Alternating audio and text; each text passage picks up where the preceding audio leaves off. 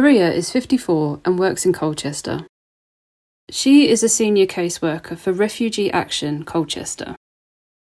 We have normally around 400 clients a year come to us who are asylum seekers, vulnerable migrants and refugees. An increase in domestic violence during lockdown has had a noticeable impact. We've had since lockdown, 6 clients who've experienced domestic violence. So they're all here on spousal visas, and their British husbands have decided they don't want to be married to them anymore, or they think they should accept the violence. They have 3 weeks to make an application to remain in the UK before they would be removed. And some of those clients have children here and have lived here, some of them for up to 20 years. So their life is here. So that's very, very important work, because you only have a limited amount of time in which to make those arrangements for people. The 6 clients we've had in the last 2.5 months compares to 5 clients in the entirety of last year. Her clients have also lost loved ones to COVID-19.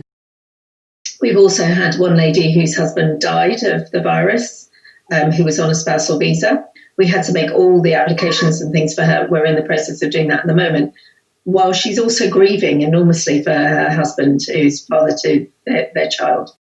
The women are particularly vulnerable during the application process. She is without recourse to public funds, which means that they cannot access a refuge, they cannot access housing from the local council, and what are they supposed to do? They have often no money or very little. Particularly during the virus, they can't necessarily stay with a friend. Some of them won't have a friend because they've been, as part of the domestic violence situation, has been to keep them very isolated and dependent on their partner. So that puts people in a situation where I'm surprised they're not just going into a shop and stealing, because how are they supposed to survive? Some clients are on the verge of ending up on the streets. There are 3 people currently homeless in Colchester who are asylum seekers, and they have a very good asylum case and they're very likely to become refugees. They aren't able to go into the National Asylum Support Service because they are over capacity. I do appreciate that every workplace is under stress, but I just feel that by now some planning should have been put in place. There are, for instance, in Colchester, thousands of university rooms that are empty that could just be rented out to people through the service. So that's been very disappointing, that there just doesn't seem to have been any preparation for an incident like this. Others are scared they'll lose their children if they fall ill. We have a number of clients who are single parents because they've come from war situations. Very often one or other of the parents may have died or be missing and they're still searching for them.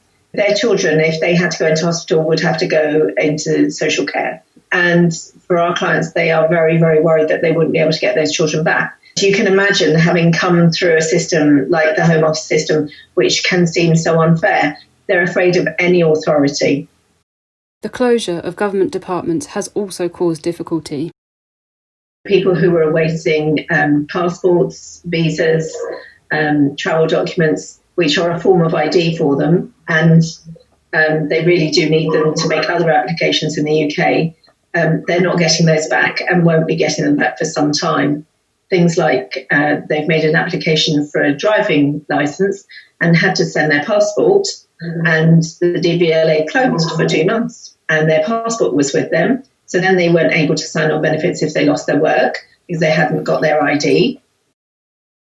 And existing applications are stuck in the system, with potentially distressing consequences.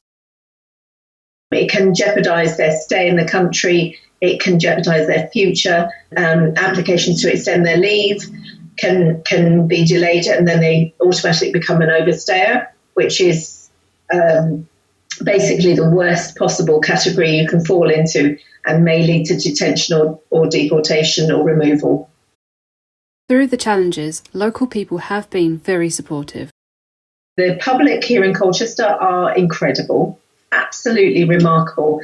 We have had more people coming to our organisation offering support in terms of volunteering and befriending than we've ever had at any other time. The people in Colchester seem to have a better understanding and an openness of heart that I haven't found in some of the rest of Essex.